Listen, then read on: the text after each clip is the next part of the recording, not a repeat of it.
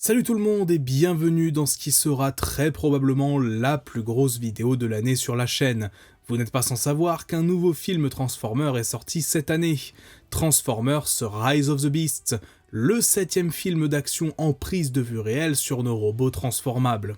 Si vous suivez ma chaîne depuis suffisamment de temps, vous n'êtes pas sans savoir que j'ai couvert toute la production de ce long métrage, des moindres rumeurs en 2021 jusqu'au premier trailer en décembre 2022, et toute la campagne promotionnelle qui s'en est suivie. Ce n'est pas étonnant car entre Bumblebee en 2018 et ce film en 2023, se sont écoulés 4 ans et demi, soit la plus grande attente entre deux films Transformers, les opus précédents ayant été séparés de 3 ans maximum. Je prétends pas avoir un avis plus pertinent qu'une majorité de critiques ciné sur YouTube. En revanche, étant donné que j'ai suivi depuis le début le développement du film, j'aurais probablement pas mal d'éléments de contexte supplémentaires à apporter pour expliquer certains points, etc. Puis bon, de façon générale, c'est mon boulot en quelque sorte, je suis une chaîne spécialisée sur Transformers, j'ai envie de parler de ce film, j'ai envie de rentrer en détail dessus. Cela étant dit, on va donc s'attaquer aujourd'hui de la manière la plus réfléchie et analytique possible à Transformers Rise of the Beast, afin que je puisse vous partager mon avis définitif sur ce dernier, mais aussi pour dégager un tableau le plus objectif possible sur ce projet. Et comme vous le verrez, c'est deux choses à mettre bien à part, l'appréciation subjective et l'analyse plus objective, même si la vraie objectivité en matière artistique n'existera jamais. Mais du coup, avant de parler du film, il faut revenir sur son développement, avec une histoire qui va vous être sans doute familière si vous suivez régulièrement ma chaîne. La licence Transformers a été une énorme vache à lait pour le studio Paramount à la fin des années 2000 et au début des années 2010. Entre le premier opus en 2007 et le quatrième en 2014, ce sont plus de 3,5 milliards de dollars qui ont été générés par la saga, assurant à la firme, même dans des périodes médiocres, d'avoir des rentrées d'argent garanties. À la tête de Transformers, on trouve Michael Bay, réalisateur populaire de la fin des années 90 et du début des années 2000, spécialiste de la grosse action décérébrée qui fait mouche auprès du grand public. Qu'on aime ou qu'on déteste ce qu'il propose, impossible de nier que ce gars savait, à l'époque, proposer des films de grand divertissement qui rapportaient de l'argent. Pour la qualité de ses longs métrages, on y reviendra en détail une autre fois. Le fait est qu'après tous ses succès au fil des ans et l'émergence du modèle des univers cinématographiques, avec le Marvel Cinematic Universe, Paramount s'est senti pousser des ailes. En 2015, le studio réunit une équipe de scénaristes avec une mission, dresser un plan clair pour les prochaines années de la licence Transformers au cinéma. Des tas de films sont alors envisagés et plusieurs projets se dégagent, avec un nouveau film de la saga principale ainsi qu'un spin-off centré sur le personnage de Bumblebee. Le nouvel opus, The Last Knight, voit le retour, une fois encore, de Michael Bay à la réalisation, malgré le fait qu'il ait annoncé son départ après les 3e puis 4e opus. Sorti en grande pompe en 2017, ce long métrage doit une nouvelle fois assurer à Paramount des rentrées d'argent conséquentes, ces derniers étant dans une situation économique assez peu enviable à ce moment. Or, avec seulement 600 millions de dollars au box-office mondial, ainsi qu'un budget de production et de marketing absolument colossaux, The Last Knight a non seulement marqué le premier échec au box-office pour la licence, mais aussi et surtout une perte de 100 millions de dollars pour Paramount, de l'aveu même du président de Viacom, la maison mère du studio. 1 an et demi plus tard sortira Bumblebee, un film pensé à la base pour être un préquel à la saga de Michael Bay, mais qui suite au four de The Last Knight a été remanié pour être une histoire indépendante. Travis Knight, à la réalisation de ce spin-off, propose une approche assez différente de son prédécesseur, avec plus de développement et de sentiments dans son film, mais aussi des scènes d'action plus claires et différentes de l'époque du Bayverse. Grâce à son plus petit budget, avec un box-office américain qui sera égal à The Last Knight et un peu inférieur à l'international, Bumblebee sera un projet rentable pour Paramount qui se réjouit en plus de recevoir pour la première fois depuis 2007 de vrais retours positifs de la part des critiques et des fans. Beaucoup saluent la simplicité de l'histoire, les personnages attachants, mais aussi le retour aux sources pour Transformers avec une inspiration prise dans les années 80. Ainsi, début 2019, Paramount était dans une logique de temporisation. Fini les grands projets d'univers cinématographique, la chambre des scénaristes est dissoute et de nouvelles personnes travailleront sur les prochains longs métrages. Durant tout un paquet d'interviews, l'un des principaux producteurs de la saga, Lorenzo Di Bonaventura, balance un peu tout et son contraire. Il annonce qu'une suite à Bumblebee est en développement, mais que la suite de The Last Knight l'est également, pour rétro-pédaler quelques jours plus tard et annoncer un reboot complet de la franchise au cinéma. Bref, retenez ce nom car s'il y a bien un gars qui, involontairement sans doute, nuit à Transformers sur le plan de la communication, c'est bien lui. On n'entendra plus rien pendant quelques temps, puis un an plus tard, début 2020, on apprend que 2 scripts sont en cours d'écriture, une suite à Bumblebee ainsi qu'un film s'inspirant de Beast Wars, l'une des séries animées les plus populaires de la licence.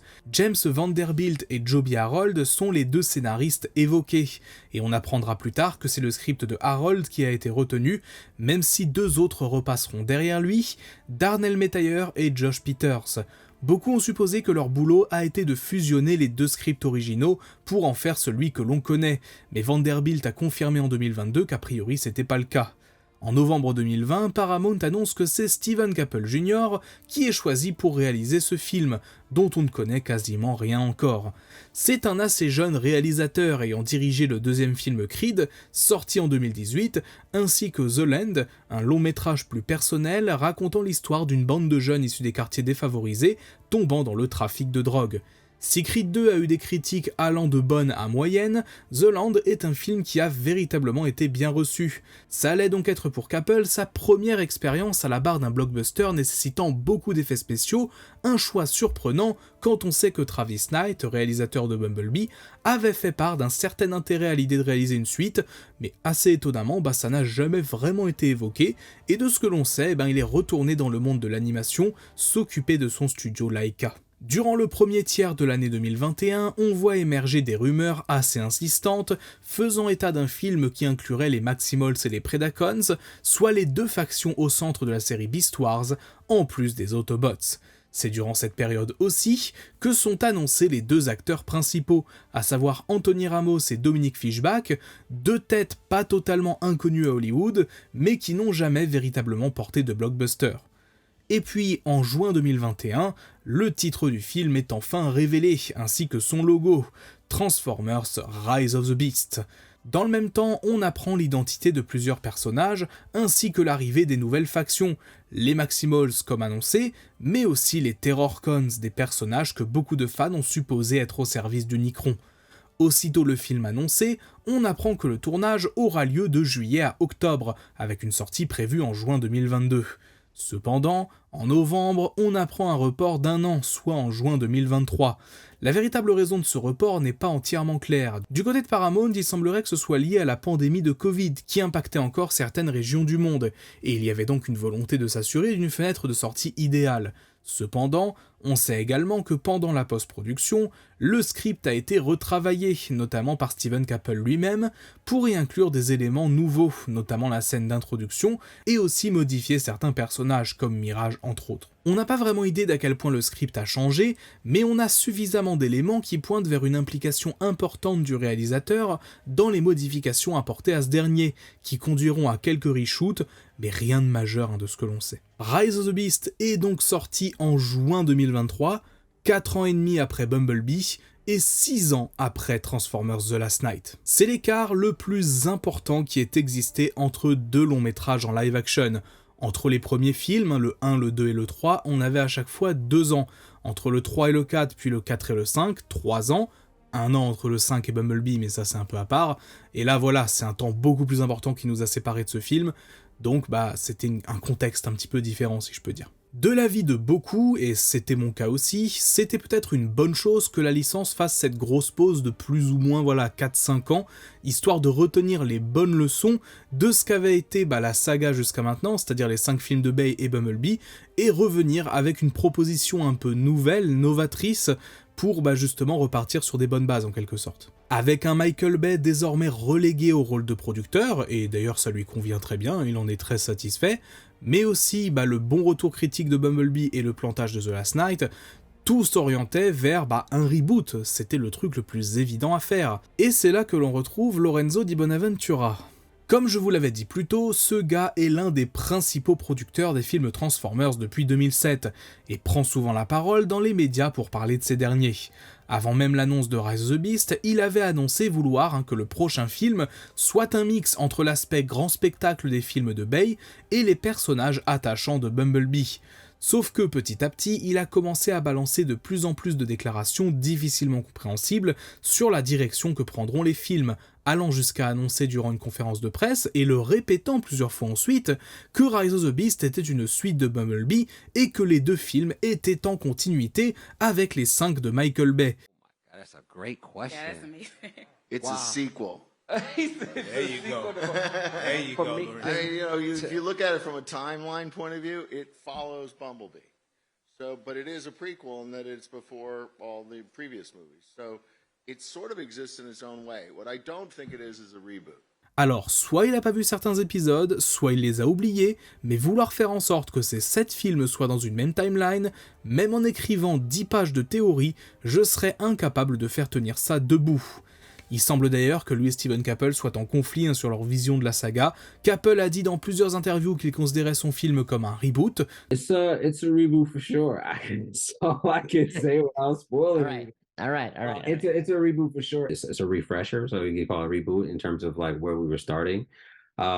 But yeah, it's definitely a new direction for sure. Tout en ne reniant pas le travail fait par Michael Bay d'ailleurs. Il n'a eu de cesse de citer le film de 2007 comme un classique, et les deux ont même travaillé ensemble durant la post-production, Bay ayant évidemment beaucoup à lui apprendre sur la façon de gérer autant d'effets spéciaux. Donc aussi bien du côté de Steven Caple que de Michael Bay, tout était très chill, si je peux dire. C'est vraiment Lorenzo di Bonaventura qui a continué et continué encore à répéter, non, que tous les films étaient liés entre eux, qu'il n'y avait aucun problème de continuité, etc., etc. Et mine de rien, c'est un vrai problème, car ça a conduit la campagne promotionnelle de Rise of the Beast à avoir le cul entre deux chaises. D'un côté, ça nous parle d'un nouveau commencement, avec des nouveaux designs pour la plupart des personnages, ça insiste sur les nouveautés, et de l'autre, ça parle du 7ème film de la saga, de la continuité respectée avec les premiers, et du fait que l'histoire se passe dans les années 90, et ça renforce donc cette impression de préquel dans l'inconscient collectif. Mais alors, une fois qu'on a dit ça, que vaut réellement Transformers Rise of the Beast ? Allons-y tout de suite. Rise of the Beast s'ouvre sur une narration nous présentant rapidement Unicron, le grand antagoniste du film raconté par Optimus Primal, sans doute dans un but de faire un parallèle avec certains discours de début de film d'Optimus Prime dans les 3 premiers films de Michael Bay. Until the day we saw Unicron with our own eyes. On y découvre alors une planète qui n'est ni Cybertron ni la Terre, où vivent les Maximals, un groupe de Transformers se changeant en animaux. Très rapidement, la narration nous expose les enjeux du film. Unicron a envoyé son plus loyal serviteur, Scourge, pour récupérer la clé Transwarp, appelée clé de transdistorsion en français, une technologie alors en possession des Maximals et qu'il souhaite utiliser pour se téléporter à volonté dans le cosmos, dévorant ainsi une infinité de mondes afin de survivre et gagner en énergie. La scène a été un ajout assez tardif dans la post-production, et ça se sent un peu, car si les environnements sont plutôt jolis et que l'on comprend le côté techno-organique du monde que l'on voit, ça manque clairement de vie en dehors de nos protagonistes et antagonistes. C'est une scène qui remplit un peu la même fonction que l'introduction de Bumblebee, replacer l'histoire dans un contexte plus large, guerre Autobots-Decepticons à l'époque, Maximals contre Unicron ici. S'il est clair que l'on est sur une séquence moins spectaculaire et avec moins de cachet visuel, car la guerre cybertronienne fait partie de l'imagerie iconique de la licence, on prend ici plus de temps pour s'attarder sur nos personnages, chose un peu moins faite dans Bumblebee à l'époque. Là, on a le temps assez rapidement de comprendre qui sont Eplink, Scourge et Optimus Primal, ce qui est l'essentiel à savoir pour le moment. Scourge va donc bien évidemment venir à bout du leader des Maximals, et lui prendre son insigne, un petit détail mais qui permet de donner un élément mémorable et une histoire visuelle à un méchant autrement unidimensionnel et peu intéressant, même si ça n'est clairement pas son but. Au-delà de son intérêt narratif pour le film, permettant de placer les enjeux dès le début, l'introduction de Rise of the Beast est une référence à celle du film d'animation Transformers de 1986, qui lui aussi s'ouvrait sur Unicron qui détruit une planète. L'hommage est bon, notamment la reprise d'une partie du thème de l'époque, mais il faut bien avouer que visuellement, l'animation permettait de retranscrire un monde autrement plus coloré, mais surtout vivant que celui qu'on a vu ici. On en est à 6 minutes de film et les enjeux ont été posés de manière assez classique. On est donc prêt maintenant à plonger de plein pied dans l'intrigue, avec du coup la découverte de nos autres protagonistes. Après l'apparition du titre du film, on se retrouve propulsé à New York dans les années 90, plus précisément en 1994. Et avant même de parler des personnages, j'avais envie d'aborder un point. Une partie de la campagne marketing du film s'est faite sur la nostalgie des années 90, avec ses influences musicales notamment, et sur le papier, il n'y a pas de mal à ça. Cependant, on se rend vite compte que les années 90, au sein du film, si elles servent de décor et d'esthétique, avec notamment la présence des tours jumelles du World Trade Center, les références à Tupac, Power Rangers, la Game Boy, etc., ne sont jamais utiles à la narration et à l'histoire. Ouais, c'est cool de retrouver des véhicules de l'époque, de pas avoir encore de téléphone portable, etc., etc., mais au-delà de la surface, Rise of the Beast est construit comme un film moderne, avec des codes de film de 2023. En cela, il est inférieur à Bumblebee qui se servait des années 80 aussi pour les références et les décors, mais qui n'hésitait pas à rendre hommage à certaines productions de l'époque dans son style, E.T. en étant l'une des principales inspirations. Assez ironique quand ici, Mirage référence le personnage 2 fois.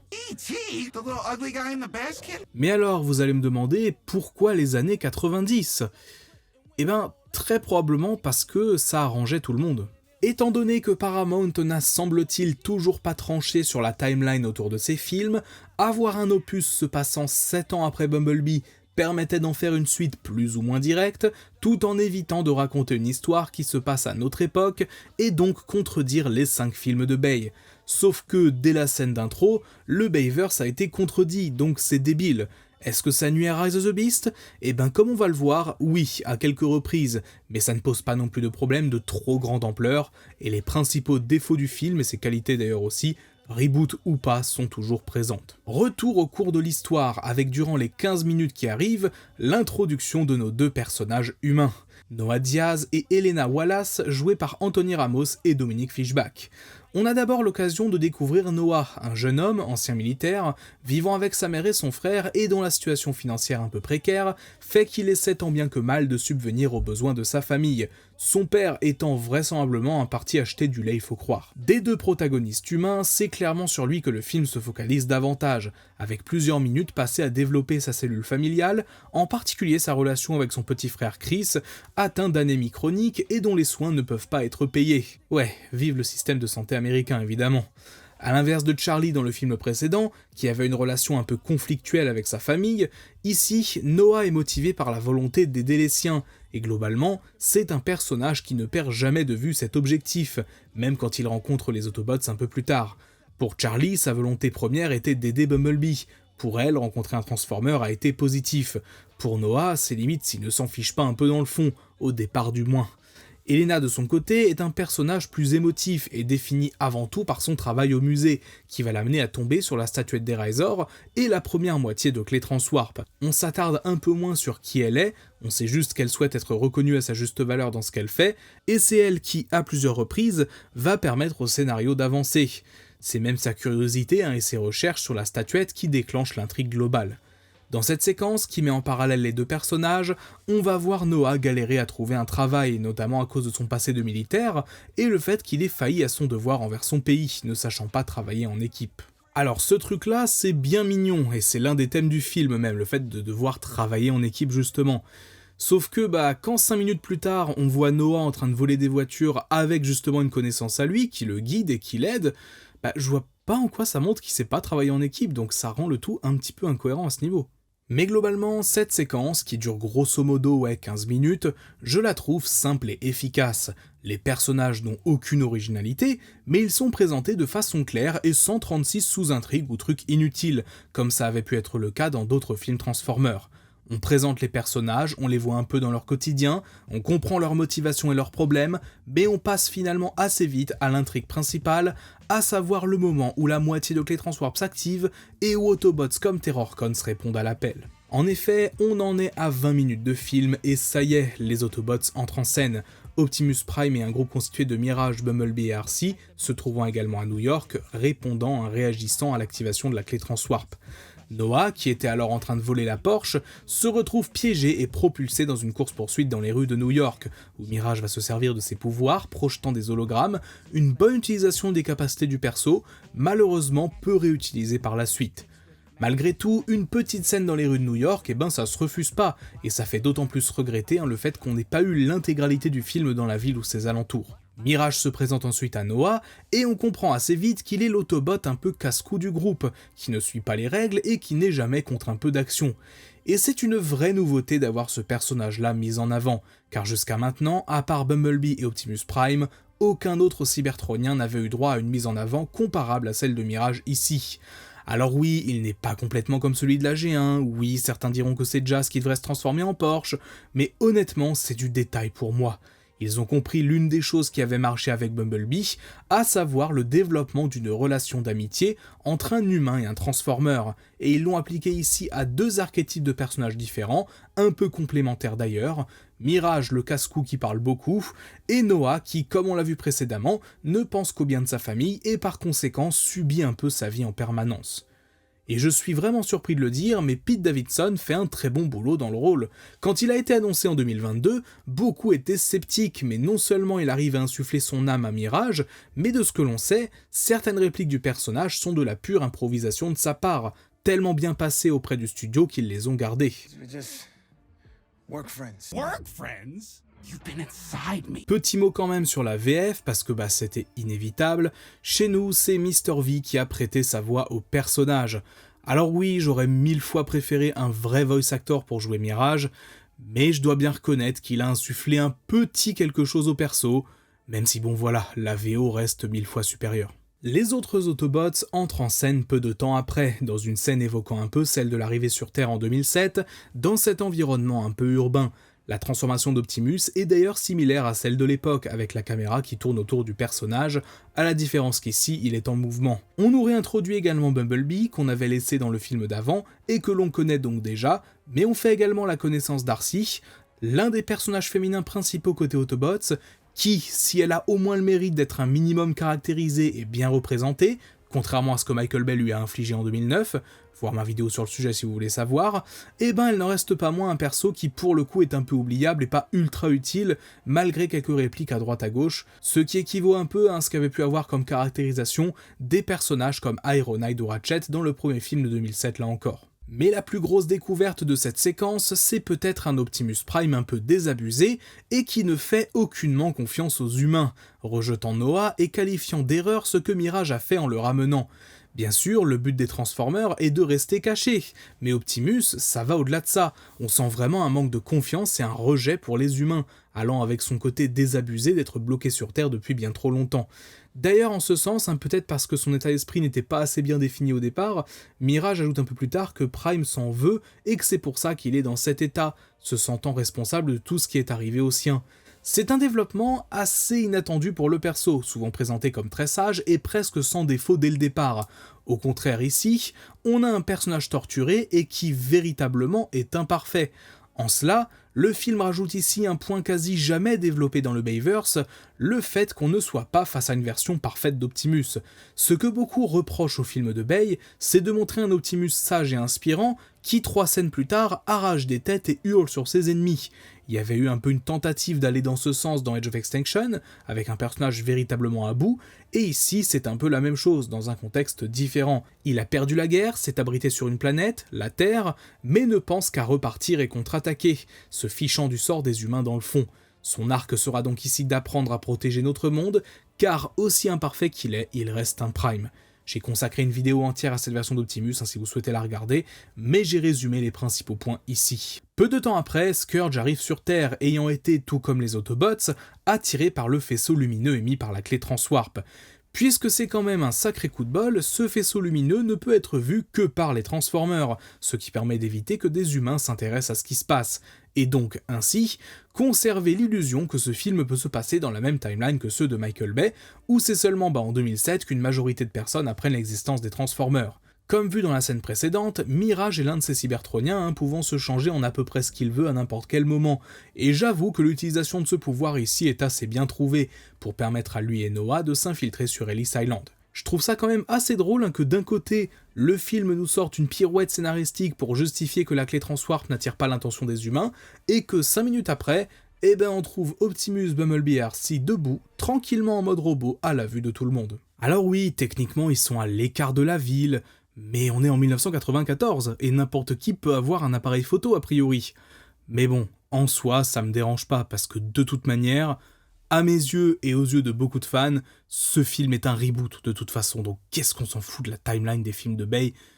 Faut arrêter avec ça, vraiment. Je préfère largement profiter un minimum de l'imagerie qu'offre la ville de New York avec les robots, plutôt que d'avoir tout le temps les Transformers en mode véhicule pour justifier une continuité qui n'a plus lieu d'être. Même chose d'ailleurs pour l'arrivée des Terrorcons, les voir arriver en forme de météorite, puis nager et se montrer en mode robot, permet d'avoir de belles images. On notera d'ailleurs que Scourge semble influencer un petit peu l'électricité, faisant dysfonctionner les lumières du pont de Brooklyn et sauter celles du musée.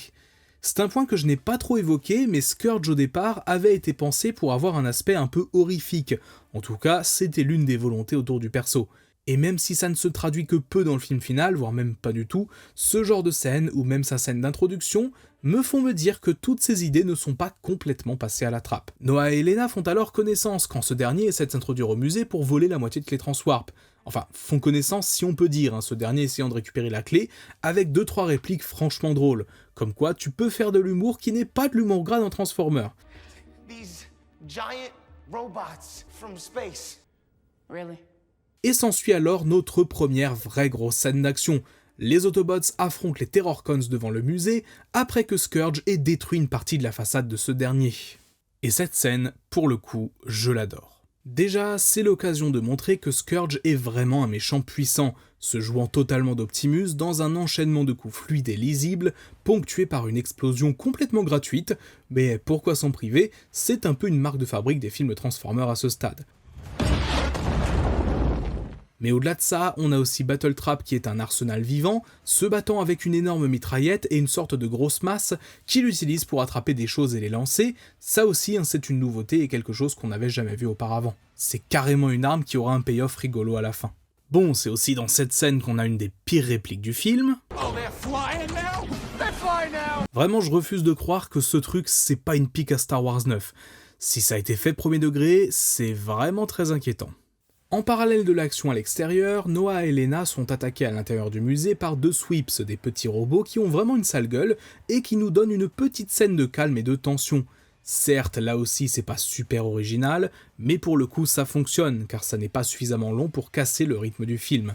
Une fois nos 2 humains à l'extérieur, on a plusieurs plans à leur niveau, à échelle humaine, voyant bien le bordel absolu dans lequel ils viennent de se retrouver. Malgré tout, c'est Nightburst qui parvient à les neutraliser et s'emparer de la clé, pendant qu'Optimus prend une raclée face à Scourge et que, comme suggéré dans les trailers, Bumblebee meurt en tentant de venir le sauver. Alors je sais que sur le principe, la scène marche, aussi bien d'un point de vue dramatique que du côté de la musique, etc. Sauf que le problème, c'est qu'on sait que Bumblebee, il va pas rester mort, non seulement parce qu'on l'a déjà vu dans les trailers, mais aussi tout simplement parce que le personnage est trop important sur le plan commercial. On n'a même pas besoin de parler des films de Bay, là, on oublie complètement la timeline, mais même si Rise the Beast avait été de base assumé à 100% comme un reboot, à mon sens, c'était déjà cramé que Bumblebee n'allait pas revenir, c'est un perso trop important, et aussi, comme je l'ai dit, les trailers nous ont spoilé son retour, donc quel intérêt? Et du coup, évidemment, ça conduit à une chose, c'est qu'on est moins impliqué dans ce qui est en train de se jouer, tout simplement parce qu'on sait que ça aura pas des grosses conséquences. En revanche, l'un des intérêts réels de cette scène, c'est que Bumblebee va donc se retrouver éloigné de l'intrigue principale du film, et ça sera une première dans tous les films Transformers. Alors que tout semble perdu, Eraizor intervient et Scourge s'éloigne, car de toute façon, il a obtenu ce qu'il était venu chercher. Avant de revenir sur Eraizor, petit passage par ses plans, où on voit la police arriver enfin sur place après le carnage, en les faisant arriver plus tard, et en ayant bien pris soin qu'aucun humain autre que nos protagonistes ne soit impliqué dans cette bataille, on en revient à ce que je disais tout à l'heure, on perd un petit peu d'ambition au prix de cette pseudo-continuité. Bien sûr, la scène est très cool dans un décor nouveau et qui fonctionne très bien, mais c'est un peu triste de se dire que c'est la seule fois où New York sera exploité pour en faire une scène d'action. Retour sur Eraizor, la première Maximals qui s'introduit donc aux Autobots. Le personnage est correcte, disons. Elle a pas mal de temps d'écran, mais sert surtout à nous faire de l'exposition, surtout avant l'arrivée au Pérou. C'est un peu dommage, surtout quand on sait qu'une scène supprimée la voyait nouer une petite amitié avec Elena. Ça aurait été mignon et aurait donné plus de poids à ce qui lui arrive plus tard dans le film. Au-delà de l'origine des Maximals, expédiée de façon un peu mystérieuse, c'est surtout grâce à elle qu'on en apprend un peu plus sur Unicron, qu'Optimus Prime connaît de nom d'ailleurs. C'est également là qu'on réalise que la clé Transwarp a été séparée en deux, déclenchant la colère d'Unicron, qui s'en prend à Scourge à distance en le torturant. Logique, on parle quand même de ce que le film lui-même présente comme un dieu, et c'est aussi un de ses pouvoirs dans les autres univers de la licence, donc aucun souci, d'autant plus que ça permet de le rendre encore plus impressionnant. Après toute cette séquence, on retourne chez Noah avec une scène assez courte où il se prépare à partir avec Mirage pour le Pérou, où se trouve la deuxième moitié de la clé. Petite scène dans laquelle on a l'occasion de revoir son frère. Et véritablement, pour moi, c'est ce genre de moment qui montre que le studio a retenu quand même des bonnes choses de Bumblebee. Un vrai moment d'interaction entre humains et Transformers, où Chris découvre Mirage, et où il demande à ce dernier de protéger son grand frère. C'est pas très long, et le personnage de Mirage fait que ça tourne un peu à la rigolade, mais dans l'intention, et même en vue de ce qui se passe un peu plus tard, ça reste une bonne scène. Bon, les proportions de Mirage sont un peu fucked up, car d'un plan à l'autre, il a soit besoin d'être sur une voiture pour arriver à la hauteur de l'appartement, soit il fait cette taille sans souci, mais au-delà de ça, ça fait du bien de voir le film se poser un peu, après tout cet enchaînement d'action et d'exposition. Car maintenant, on plonge dans la deuxième moitié du film, et si on veut même être un peu taquin et reprendre ce que certains ont dit, on peut même dire qu'on plonge dans un autre film quasiment. On se retrouve donc le lendemain matin, toujours avec Noah et Mirage, qui se rendent auprès des autres Autobots et des Razor afin de partir au Pérou. Alors, je sais pas vraiment pourquoi ils ne sont pas partis aussitôt dans la nuit, mais je suppose qu'il fallait bien le temps qu'Optimus rentre en contact avec Stratosphère et que ce dernier arrive. Stratosphère justement, c'est un personnage qui, pour le coup, semble sorti tout droit du Bayverse, aussi bien dans le visuel que dans ce que le film lui fait faire. Bon, voilà quoi. D'ailleurs, si sa voix en VO vous dit quelque chose, c'est normal, il est interprété par John DiMaggio, le même acteur que Crosshairs dans les 4e et 5e films. Globalement, c'est un personnage fonction qui ne servira pas à grand chose dans l'histoire, si ce n'est de véhicule pour les Autobots, mais je trouvais ça quand même cool d'inclure ce perso qui à la base vient de l'univers étendu du Bayverse, dans les comics et dans les jeux vidéo. Donc voilà, petit clin d'œil sympa, j'ai trouvé ça très cool. Dans cette même scène et la suivante, à bord de l'avion, on voit visuellement l'antagonisme qui existe entre Autobots et humains, enfin principalement entre Noah et Optimus. Noah de son côté veut détruire la clé Transwarp, quitte à piéger les Autobots sur Terre si ça peut sauver le monde, et de l'autre côté, Prime veut au contraire utiliser la deuxième moitié de la clé pour attirer Scourge, le tuer et récupérer la première, lui permettant ainsi de retourner sur Cybertron. Un plan ultra risqué pour la Terre, mais bénéfique pour les Autobots. Dans les films Transformers précédents, la majorité du temps, les protagonistes humains et Autobots sont à la recherche de la même chose, pour le même objectif, que ce soit le Allspark, la Matrice, etc., etc.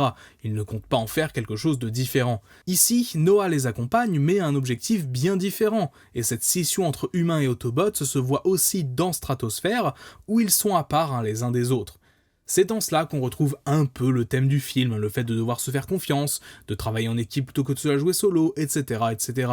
Mais le truc, c'est qu'à ce moment de l'histoire, Noah a toutes les raisons du monde d'avoir ce plan en tête, car tout ce qu'il a vu des Autobots, à part Mirage, c'est un groupe de robots mené par un chef borné, prêt à mettre la Terre en danger pour retourner sur Cybertron, et qui s'est fait éclater par Scourge la veille. De même, si la méfiance envers les humains d'Optimus n'est jamais vraiment expliquée, et c'est l'un des vrais manques autour du perso, son état d'esprit aussi le pousse à ne pas leur faire confiance. D'ailleurs, rien à voir, mais cette scène est aussi l'occasion d'apprendre qu'Elena a perdu son père, confirmant donc qu'il ne faut vraiment pas être un daron dans ce nouvel univers Transformer, entre celui de Charlie, de Noah, et maintenant le sien. L'arrivée au Pérou de nos protagonistes est l'occasion de découvrir Wheeljack, un personnage qui a enflammé la communauté de fans avant le film au vu de son design, pas du tout basé sur l'original, ni celui qu'on a vu dans Bumblebee. Un souhait des producteurs d'ailleurs, Steven Caple ayant confirmé que ce choix de design avait déjà été fait lorsqu'il est arrivé sur le projet. L'arrivée de ce personnage, qui semble s'être acclimaté parfaitement à l'Amérique du Sud, confirme par ailleurs que d'autres Autobots sont potentiellement sur Terre dans d'autres pays ou continents, ouvrant la voie à d'autres pour la suite peut-être. Cependant, l'arrivée au Pérou illustre quelque chose d'autre que cela. C'est surtout à ce moment que l'on remarque le gouffre stylistique qui existe entre les scènes à New York et celle-ci. Qu'on se le dise, pendant les 50 premières minutes, Rise of the Beast n'était déjà pas un film ultra inspiré visuellement, mais il avait tout de même une ambiance propre et une esthétique un minimum travaillée. Ce que j'entends par là, c'est qu'entre les rues de la ville, les différentes musiques utilisées, dans un style rap et hip-hop, ou même simplement les personnages tels que Rick, on sentait que Steven Caple avait eu un minimum moyen de s'impliquer dans la direction artistique du film, car ça correspond à ce qu'il avait déjà fait dans ses premières productions. Au Pérou, en revanche, on a l'impression de voir une sorte de pilote automatique qui va nous emmener de péripétie en péripétie de la façon la plus plate possible parfois. Alors qu'on s'entende, je ne souhaitais pas que le film force l'esthétique Amérique du Sud. Typiquement, ça aurait été encore pire de nous coller un filtre chaud comme le font certains blockbusters. Cependant, on ne peut pas nier que sur le plan des visuels, il y a un gros manque d'exploitation des décors offerts par le Pérou. Ouais, on a quelques plans sur le Machu Picchu et quelques plans dans les montagnes qui sont sympas, mais dans l'ensemble c'est quand même peu. Pour information d'ailleurs, et même si ça n'excuse rien, Steven Caple a plus ou moins directement dit que si ça n'avait tenu qu'à lui, il aurait fait l'intégralité du film à New York, mais que la décision d'aller au Pérou avait été prise de longue date par le studio, afin de reproduire quelque chose qui avait déjà été fait dans certains autres films Transformers et qui, d'après eux, avait plu au public, le fait tout simplement que l'histoire se passe un peu partout dans le monde. D'ailleurs, c'est vraiment quelque chose qui me fait rire, car Lorenzo Di Bonaventura a affirmé que c'est ce côté globetrotter que les gens aimaient dans les films Transformers. Sauf que non, Lorenzo. Si on regarde les films Transformers les mieux reçus par la critique et le public, Bumblebee se passe uniquement dans une petite ville et des déserts aux États-Unis, le film de 2007 concentre la majorité de son intrigue aux USA, avec quelques scènes juste au Moyen-Orient, et Dark of the Moon, à part 5 minutes en Ukraine et en Afrique, le reste du temps on alterne entre Washington et Chicago. Donc non, sur le papier, faire passer des pans entiers des films dans des pays étrangers n'a jamais trop réussi à la saga, que ce soit en Égypte, en Chine ou en Angleterre. De même, pour revenir sur le Pérou, la culture péruvienne et toute cette foule au centre de la ville de Cusco sont réduits à quelques bribes de dialogue et très peu filmés. Et c'est là qu'encore une fois, on en revient à cette foutue question de timeline. Ceux qui ont suivi avec moi la production de Rise of the Beast savent que pendant le tournage au Pérou, c'est à Cusco qu'ils ont passé l'immense majorité du temps. Des journées entières de tournage, mais surtout de très nombreux plans supprimés. Vous allez me dire que c'est normal de tourner plein de plans pour n'en garder que quelques-uns. Et oui, totalement. Cependant, quand on regarde par exemple les scènes en véhicule, concrètement, à part 2 ou 3 plans fixes, le reste de l'action se passe lorsque les Autobots se mettent en mouvement et que les Terrorcons se lancent à leur poursuite, ce qui débouche ensuite sur la scène dans les montagnes. Or, lors du tournage, ils ont tourné beaucoup plus de scènes à l'intérieur de la ville, la plus célèbre de celles-ci étant sans doute ce moment où Optimus fonce dans Scourge, détruisant un mur dans le procédé. Selon toute vraisemblance, et parce que c'est comme ça que ça marchait avant, ça aurait sans doute conduit les deux à se transformer et s'affronter dans la ville. Et imaginez, les chefs de chaque faction dans un combat en pleine ville, dans un décor en plus un petit peu nouveau, ça aurait été super cool. Eh oui mais non. En plus, sur le plan scénaristique, ils auraient facilement pu adapter ça en faisant s'enfuir les autres membres de chaque camp dans les montagnes, donnant plus ou moins les mêmes scènes avec juste Optimus et Scourge en moins. Sauf que cette scène, encore une fois, elle contredit à 100% le Bayverse, avec des Transformers visibles en pleine ville, 13 ans avant leur découverte par l'humanité. Et vous voulez savoir pourquoi je pense que cette scène a été supprimée tard ? Eh ben parce qu'elle est visible sur un poster. Alors, je sais que ça n'engage que moi, mais personnellement, je pense que c'est bien notre cher Lorenzo Di Bonaventura qui est passé par là pour couper cette séquence et peut-être demander de la remonter afin de préserver la continuité entre guillemets avec le Bayverse. Continuité qui a cessé d'exister dès les premières secondes de ce film, et qui d'ailleurs est rendue encore plus absurde par le fait que Terrorcons comme Autobots se mettent sans souci en mode robot aux alentours de la ville. Bon, pour revenir au fil de l'histoire, c'est là qu'on nous sert notre classique recherche d'artefacts, pas très original et déjà vu dans les films précédents. Cependant, un vrai bon point à noter dans cette scène, ce sont les Autobots qui se parlent en mode véhicule. Any sign of Scourge? Nope, all clear here. Yeah.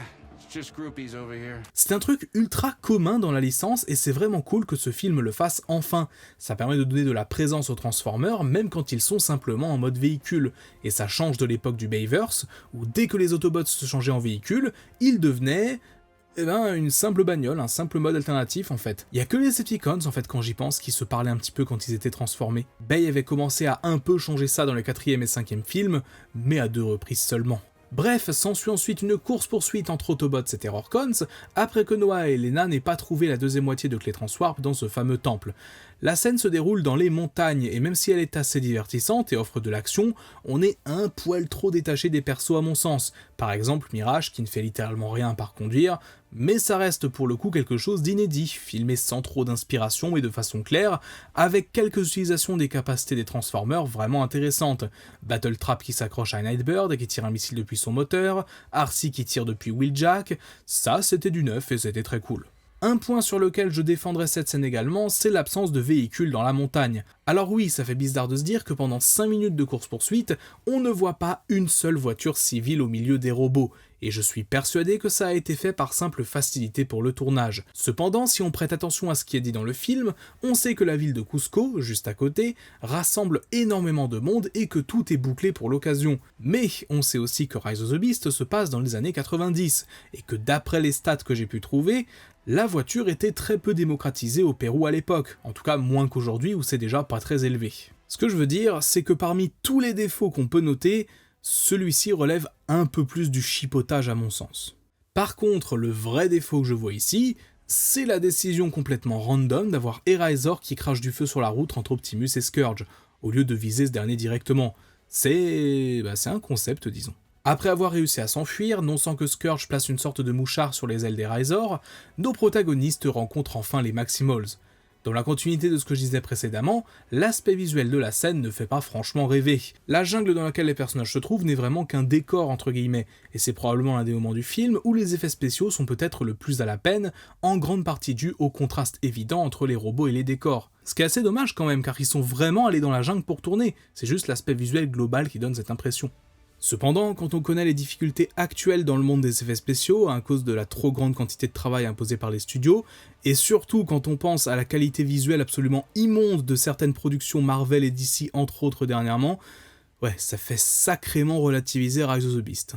Aussi bien le choix de colorimétrie que les purs designs des personnages donnent cette impression d'un ensemble moins complexe qu'à l'époque du Bayverse, mais en réalité, les modèles 3D des personnages restent de la même veine pris individuellement, et l'intégration dans le décor est très souvent convaincante.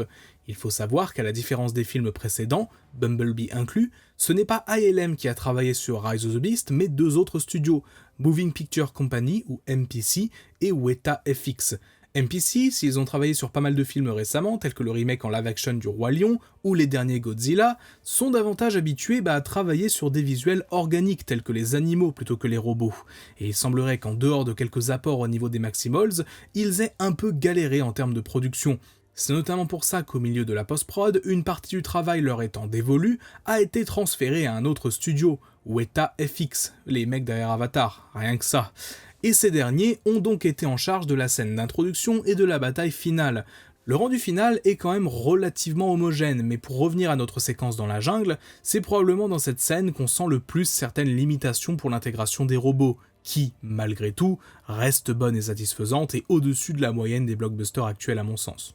À mon avis, la volonté de cette scène, c'était de nous faire une rencontre entre Autobots et Maximals de la manière la plus dynamique possible, avec un enjeu au milieu si on peut dire, à savoir est-ce qu'ils vont finir par s'allier. Spoiler alerte, oui. On nous introduit donc à 3 nouveaux personnages déjà brièvement vus dans l'intro, Rhinox qui ne parlera pas du film, Cheetor qui dit 2-3 trucs et est un peu plus présent mais reste dans le background, et enfin Optimus Primal, sans doute le Maximal à la personnalité la plus développée, et qui, contrairement à Eraser, n'est pas uniquement une boîte d'exposition sur pattes. On en profite d'ailleurs pour mettre une petite tape au Bayverse avec cette réplique.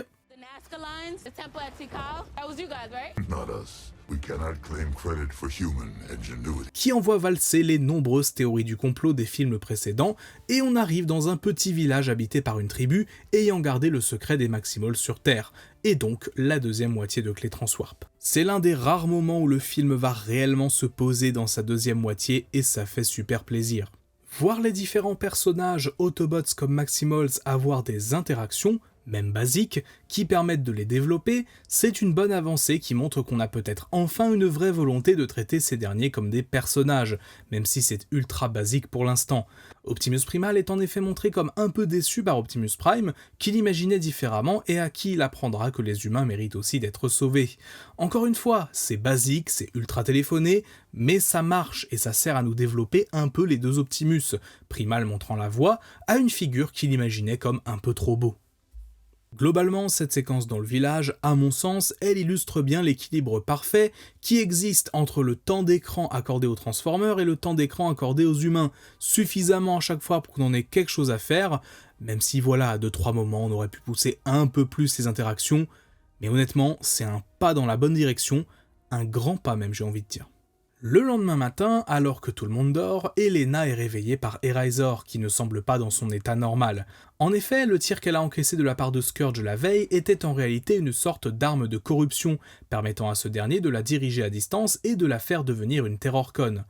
Alors, on va même pas revenir sur la logique de cette arme, beaucoup trop abusée en principe, mais plutôt enchaîner sur ce qui se passe juste après. En effet, après qu'Optimus Prime et Noah se soient chacun un peu adoucis la veille, ce dernier hésitant finalement à détruire la clé alors qu'il s'agissait de son objectif principal, Eraser enlève Elena, qui avait la clé en sa possession. Primal nous offre alors un magnifique speedrun de la jungle péruvienne pour arriver en haut du Machu Picchu, face à Scourge et son ami corrompu par ce dernier. Le chef des Terrorcons a donc en sa possession ce qu'il était venu chercher, et Primal promet de le tuer, promesse qui n'aura aucun payoff. Et c'est assez dommage, car autant Optimus Prime et Noah ont un arc dans ce film, même Mirage hein, si on veut, Optimus Primal en a un début, mais ça ne se conclut jamais, et c'est vraiment dommage. Dans la bataille finale, il n'affrontera même pas Scourge, ce qui est un peu dommage et surtout va à l'encontre de ce que le film raconte sur le travail en équipe, qui se résume alors seulement à Prime et Noah. Mais je m'avance un peu pour le combat final. Pour l'heure, Primal est contraint d'affronter Eraser et de tuer cette dernière, qui utilise ses dernières paroles à peu près conscientes, pour rappeler à son ami la promesse, quel qu'en soit le prix qu'il s'était fait toutes ces années auparavant. On n'avait clairement pas assez d'attachement au personnage pour que sa mort soit marquante, cependant, les émotions d'Optimus Primal sont parmi les meilleures jamais vues sur grand écran pour un film Transformer. C'est l'une des rares fois où on a une vraie palette d'émotions sur le visage d'un robot dans les films, tout comme pour Prime la scène d'avant, ou bien évidemment Bumblebee dans son propre film. Mais à l'époque du Bayverse, c'était quelque chose de très rare. Trop rare. Scourge commence donc à ouvrir le portail pour permettre à Unicron de venir sur Terre, avec une sorte de structure bizarre qui sort de nulle part. Est-ce que c'était là depuis le début? Est-ce que c'est la clé qui génère ce genre de truc?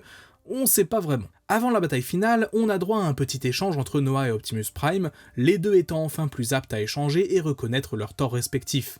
Après notre traditionnel petit discours de motivation et la mise au point d'un plan, l'affrontement entre Autobots, Maximals et Terrorcons peut s'engager au milieu de ce qui semble être un volcan, d'où le paysage un peu montagneux, gris et rempli de flammes, au milieu duquel est donc positionné le portail.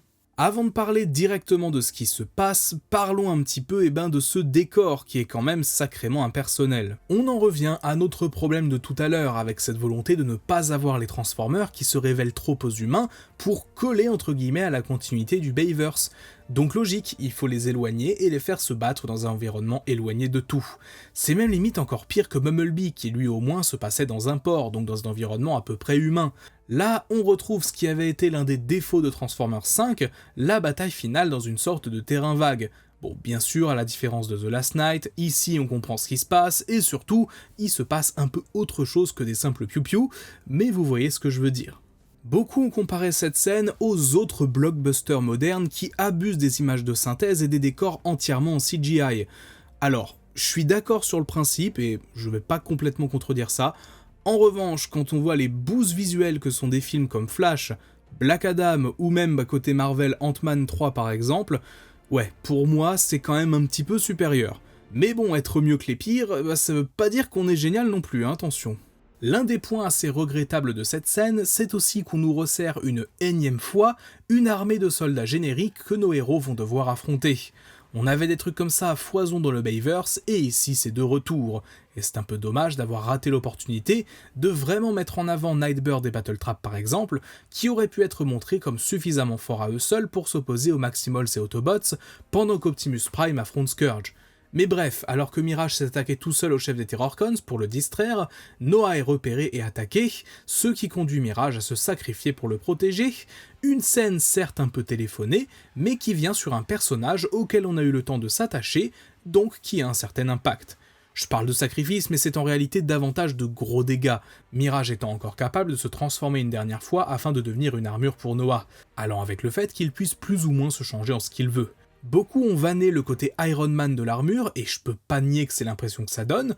Maintenant, c'est vraiment une idée que j'ai appréciée. Ça offre un payoff sympa au fait que le personnage soit à l'origine un soldat, et ça lui permet de s'impliquer dans une scène d'action, au lieu d'être simplement un humain qui gesticule au milieu des combats de robots.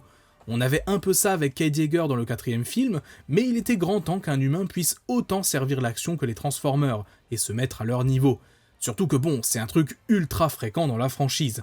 Ça nous donne quelques bonnes séquences, notamment lorsque Noah et Optimus affrontent Scourge ensemble. C'est un peu court à mon goût, mais ce combat est vraiment sympa, et permet de jouer sur différentes échelles. Dans l'ensemble, la bataille finale reste cool et bien filmée, même si Nightbird et Battletrap sont un peu expédiés trop rapidement, mais ça tout le monde s'y attendait un peu. Pour ce dernier d'ailleurs, sa mort est le seul moment où on voit Optimus Prime et Primal faire réellement équipe, ce qui donne un passage très sympa, mais que j'aurais souhaité revoir contre Scourge.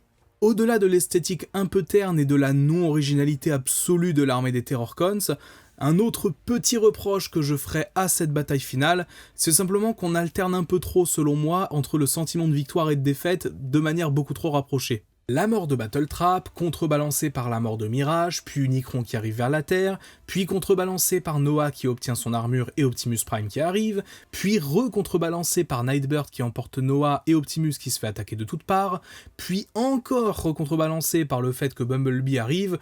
Bref, on passe un peu trop vite en un temps trop faible d'un sentiment à l'autre. C'est un reproche qu'on avait d'ailleurs aussi fait à l'époque à la bataille de Dark of the Moon. Cependant, une fois Bumblebee revenu, on a le droit à un passage que personnellement j'adore, où commence à se jouer un morceau de rap qui accompagne toute la fin de la bataille finale, le moment où nos héros prennent réellement le dessus et où Prime prend l'avantage sur Scourge.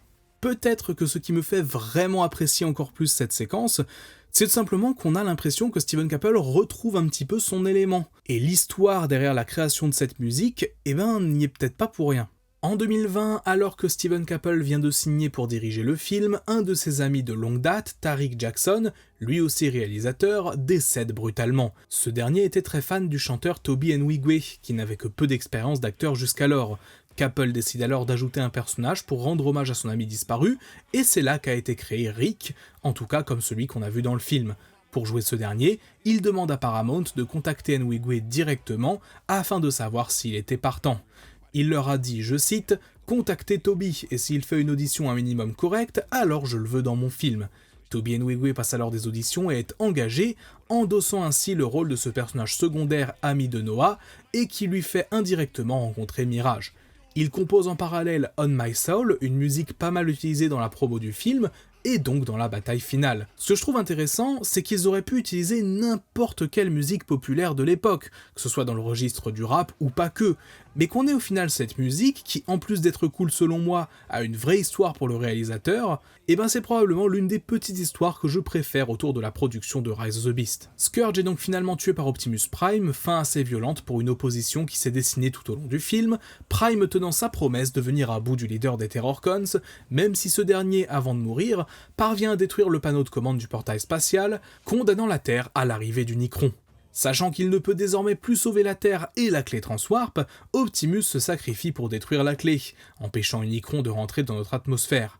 Il sera finalement sauvé par le retour de Noah et d'Optimus Primal, qui lui évite d'être aspiré dans le portail, le trio s'échappant sur fond d'Arrival to Earth, le thème iconique de la saga depuis 2007. Je suis persuadé qu'en voyant le film, vous avez été très nombreux à vous dire que le sauvetage d'Optimus Prime était beaucoup trop facile, notamment quand on voit la façon dont Noah se fait même pas vraiment aspirer par le portail. Et pourtant, croyez-le ou non, c'est une scène modifiée en post-production et qui n'était pas dans le script de base. Dans la fin originale, Optimus était bel et bien aspiré par le portail et se retrouvait devant Unicron dans l'espace, laissant humains, Maximals et Autobots derrière lui sur Terre. Et cette fin aurait été nulle, je suis désolé. Déjà car ça aurait condamné tout de suite en termes d'histoire, dans le sens où ça crée un gros cliffhanger bien sale, mais surtout, c'était censé nous teaser que le personnage puisse devenir un Terrorcon, soit une promesse similaire à Transformers 5 avec Nemesis Prime, et on sait tous comment ça s'est fini la dernière fois.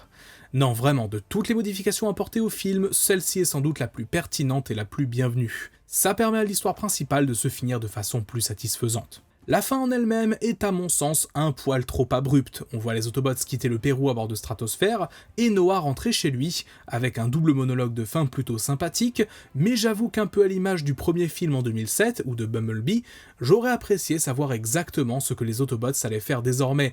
Je demande pas à repasser 20 minutes avec eux à New York, mais au moins voir l'un d'entre eux déposer Noah chez lui, à la manière d'Ironhide et Lennox à l'époque, ça aurait été cool. Alors, je parle de fin, mais la véritable fin du film, c'est une scène dans laquelle on retrouve Noah qui se présente à nouveau à un entretien d'embauche. Déjà, avant même de parler de ce qui s'y passe, j'aimerais souligner à quel point ce moment est étrange globalement. On vient d'avoir une énorme montée dramatique avec la musique, et au lieu de conclure, on enchaîne avec cette séquence qui, de base, aurait davantage eu sa place au milieu du générique. Mais soit, Noah rencontre donc un recruteur qui semble en connaître pas mal sur lui et sur ce qui vient de se passer au Pérou. Ce dernier, qui semble représenter le gouvernement, accepte de prendre en charge les frais médicaux de son frère, ce qui en soi est un accomplissement pour le personnage de Noah, car c'était son objectif, mais ça envoie un sous-entendu que je trouve hilarant. Aux États-Unis, si vous voulez être soigné gratuitement, il faut sauver le monde d'un dieu mangeur de planètes. Voilà, vous en faites ce que vous voulez. Alors que l'entretien se termine, l'interlocuteur de Noah lui donne une carte, dévoilant son appartenance au G.I. Joe. Oh boy, cette scène, qu'est-ce qu'elle a fait hurler. Et oui, ça y est, après des années de tentatives ratées et d'hésitations, Hasbro et Paramount décident enfin de lier les licences Transformers et G.I. Joe au cinéma, et semblent donc nous promettre une suite où Autobots et G.I. Joe affronteront ensemble on ne sait pas quelle menace pour le moment. J'en ai déjà parlé en vidéo, mais je vais le redire ici. Lier les deux univers n'est ni une nouveauté, ni une mauvaise idée sur le papier. Savoir que les G.I. Joe existent dans l'univers des Transformers est quelque chose de plus ou moins admis dans tous les comics TF aujourd'hui. En revanche, il y a deux points qui me posent problème. Un en rapport avec le film directement, l'autre davantage une crainte on va dire. Ce qui me dérange avec cette scène, c'est à quel point on essaie de nous vendre les G.I. Joe comme un reveal incroyable, alors que rien dans le film ne pointait vers eux. C'est la première fois qu'on croise ce personnage, et il n'est là que pour ça, teaser la suite. Allez, à la limite, il offre la satisfaction de voir que le frère de Noah va être soigné, mais c'est tout. Deuxième point, et c'est quelque chose que j'avais déjà évoqué dans une vidéo dédiée, c'est de savoir comment les G.I. Joe et les Transformers seront traités dans la suite. En effet, le gros risque de l'incorporation de ces personnages, c'est qu'ils mettent au second plan les Autobots. C'est ce qui est reproché d'ailleurs à beaucoup de comics crossover, et c'est aussi pour ça qu'on a souvent comparé les films de Michael Bay à ces derniers, car il y avait trop de présence humaine. Or, ce que semble nous teaser Lorenzo Di Bonaventura, c'est davantage l'incorporation de quelques personnages de G.I. Joe sans tout l'univers qui les entoure. En gros, c'est davantage les G.I. Joe qui intègrent l'univers des Transformers, mais pas les deux univers qui fusionnent, si je peux dire. Voilà, en gros, c'est l'idée. De plus, avoir Noah qui potentiellement intégrera leur rang, gardera le nombre d'intrigues humaines relativement peu élevé, ce qui là aussi est rassurant. Cependant, malgré tout ce que je viens de dire pour calmer le jeu concernant les implications de ce futur crossover, il n'en reste pas moins que la scène de fin de Rise of the Beast est sans doute la plus mauvaise de tous les films Transformers, alors que la vraie fin entre guillemets avec le discours de Prime et Noah était plutôt bonne en tant que conclusion, même si comme je l'ai dit un petit peu rushé. Ce n'est d'ailleurs pas la toute dernière chose que l'on voit du film, car au milieu du générique, on a droit à une scène dans laquelle on découvre que Noah est parvenu tant bien que mal à réparer Mirage avec des couleurs bien différentes, afin de lui redonner un vrai mode robot après tous les coups encaissés par Scourge. Encore une fois, c'est un passage qui s'est pas mal fait descendre. D'un côté, je peux comprendre pourquoi. Comment un humain a pu réparer un Transformer comme ça, déjà, oui c'est une chose, mais surtout ça enlève une partie de l'émotion présente autour du sacrifice de Mirage, car si un personnage survit à ça, il survit à n'importe quoi, et contrairement à Bumblebee, il n'a même pas eu droit à de l'énergon pur pour revenir à la vie.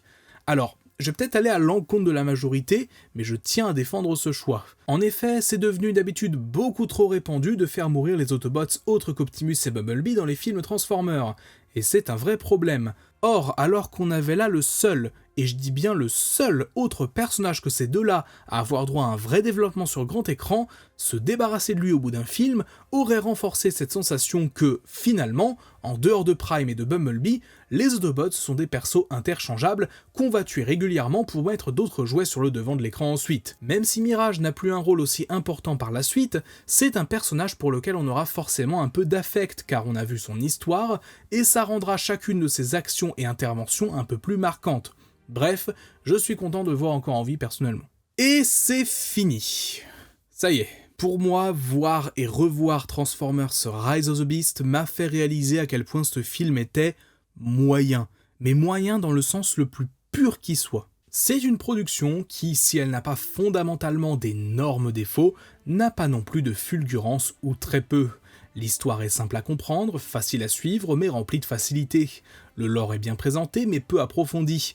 Les personnages ont des arcs ultra prévisibles, mais qui dans l'absolu ne sont pas mauvais. Bref, oui, c'est la définition de quelque chose de moyen. Même du côté de la réception, Rise of the Beast a tapé 52% sur Rotten Tomatoes, soit à peu près la même chose que le premier film en 2007, avec dans les deux cas d'excellents scores de la part des spectateurs. Côté box-office, le film n'a beau avoir rapporté que 438 millions de dollars dans le monde, soit le total le plus faible de la franchise, même si c'est pas le plus faible aux États-Unis, il a au moins le mérite d'être rentré dans ses frais. De plus, dans un paysage hollywoodien où plein de franchises populaires se sont cassées la gueule cette année, voir Transformers réaliser un score entre guillemets juste médiocre laisse une sensation de dégâts limités, surtout après des premières projections vraiment alarmistes qui laissaient entendre un total à peine supérieur à 200 millions, à l'image de The Marvels par exemple. Malgré tout, ça laisse un peu songeur quant à l'avenir de la licence au cinéma. Une suite a été annoncée et devrait sortir je pense au minimum en 2026, vu comment c'est parti, et Hasbro ayant été très satisfait par les ventes de jouets, voilà, je pense que ça va motiver tout le monde à remettre une pièce dans la machine si je peux dire. Cependant, alors que Rise of the Beast devait apporter des réponses quant au potentiel actuel de Transformers au cinéma, il semble qu'on reparte avec les mêmes questions qu'au départ. Les résultats moyens du film, que ce soit sur le plan des critiques ou du box-office, peuvent aussi bien augurer d'une suite qui fonctionne mieux, ou d'un vrai bide. La sortie prochaine d'un film d'animation Transformers One laissera entrevoir de son côté au public une autre façon d'aborder l'univers. L'occasion peut-être aussi de relancer encore plus la machine, même si les résultats de ce dernier n'influenceront que peu selon moi l'avenir des longs métrages en live action. Mais sur le plan artistique, qu'est-ce qu'on peut retenir de Transformers Rise of the Beast par rapport au reste de la saga ? Pas mal de choses quand même. Tout d'abord, il est clair que contrairement à Bumblebee, qui était beaucoup plus intimiste et prenait une vraie direction différente sur le plan de la narration, ce film est en partie un retour aux grandes intrigues qu'on a pu connaître dans les 5 films de Michael Bay, à base de recherche d'artefacts et d'actions beaucoup plus présentes. On peut même noter certains choix esthétiques qui vont vers un petit rapprochement vers ces derniers, sans parler bien sûr de la réutilisation de thèmes musicaux célèbres de la saga. Cependant, si on garde l'ossature d'un film à la Bayverse, avec tout ce que ça implique parfois en termes de facilité scénaristique ou de trous dans le scénario, on y ajoute une réelle volonté de nous raconter une histoire avec les Transformers. Et ça, c'est l'un des très gros points positifs que je retiens sur ce long métrage en tant que fan. Jamais, mais vraiment jamais, Rise of the Beast n'a honte de ce qu'il est. Bien sûr, on rigole 2-3 fois sur ce que sont les Transformers, notamment lorsque Noah essaie d'expliquer à Elena ce qui l'amène au musée, ce qui pour le coup est vraiment drôle, mais jamais on refuse d'utiliser les Transformers en tant que personnages.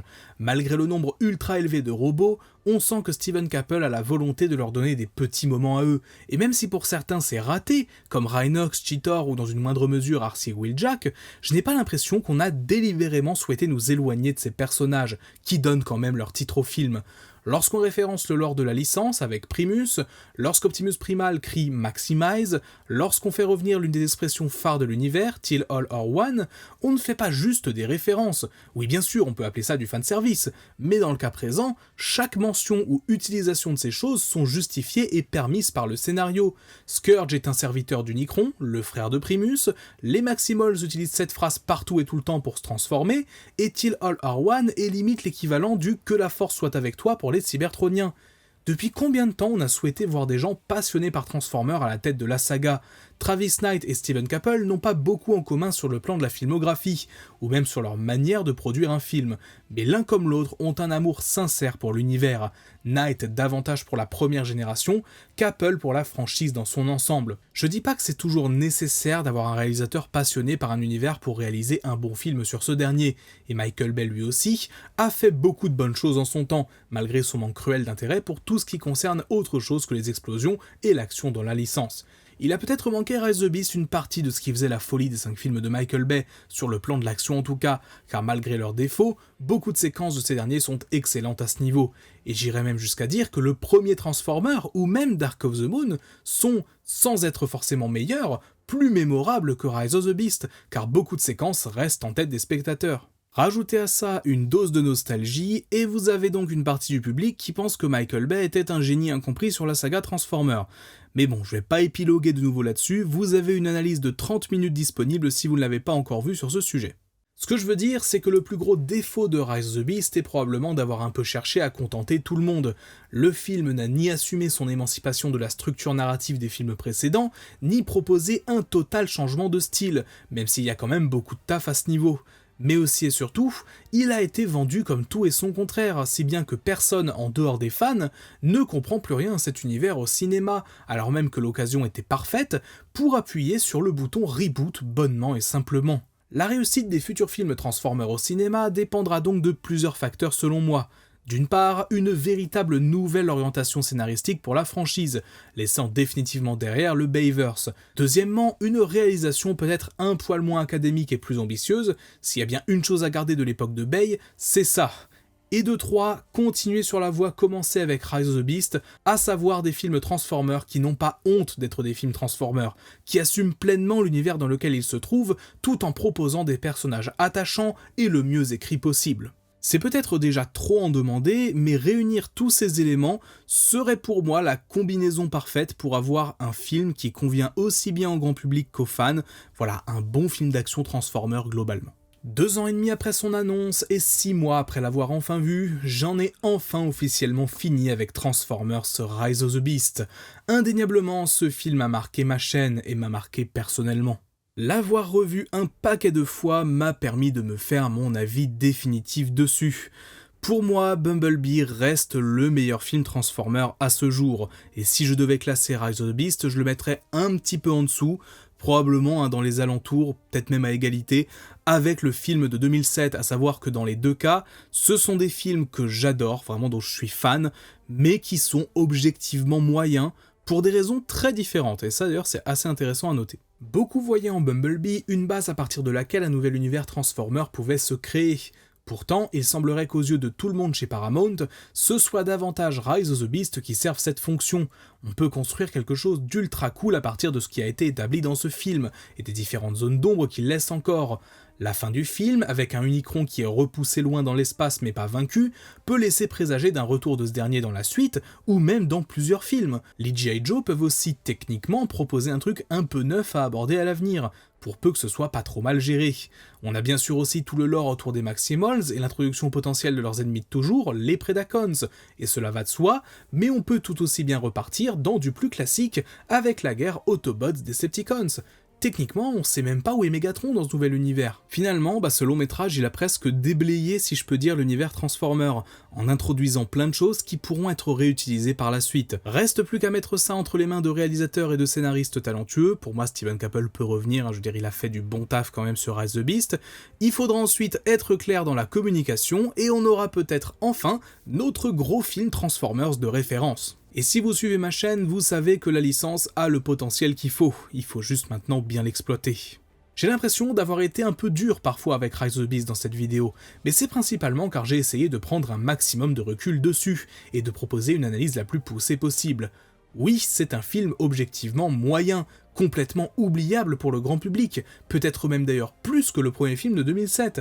En revanche, il est, avec Bumblebee, celui qui arrive le mieux à être un pur film Transformer, témoignant d'un vrai amour pour cette licence. Le fait qu'il ait été catapulté dans un mois de juin chargé en sortie, avec une promo souvent hasardeuse, n'a sans doute pas aidé son cas, mais de toute façon, on sait tous depuis au moins le 4e film de Bay que l'intérêt du grand public pour la franchise au cinéma n'a fait que diminuer, et a été achevé avec The Last Knight. Je vous invite à voir ou revoir d'ailleurs ma vidéo sur l'histoire du box-office de Transformers pour comprendre quand les films ont réellement décliné. Cependant, sans que ce soit les monstres commerciaux qu'ils ont été à l'époque, les films Transformers peuvent continuer à exister. On est très loin de certaines sagas qui se sont tuées au cinéma dernièrement avec des centaines de millions de dollars de pertes. On ne sait quasiment rien de ce qui attend Transformers en live action à l'avenir, mais en tout cas, peu importe la direction que prendra la saga, vous savez que je serai là pour vous couvrir toutes les actualités autour du prochain film, comme je le fais depuis bientôt 7 ans. En tout cas, merci pour tout, merci pour cette belle année 2023. Je vous dis à très bientôt, passez de bonnes fêtes. Sur ce, c'est tout pour moi, c'était Magnus, on se dit à très vite. Bye tout le monde!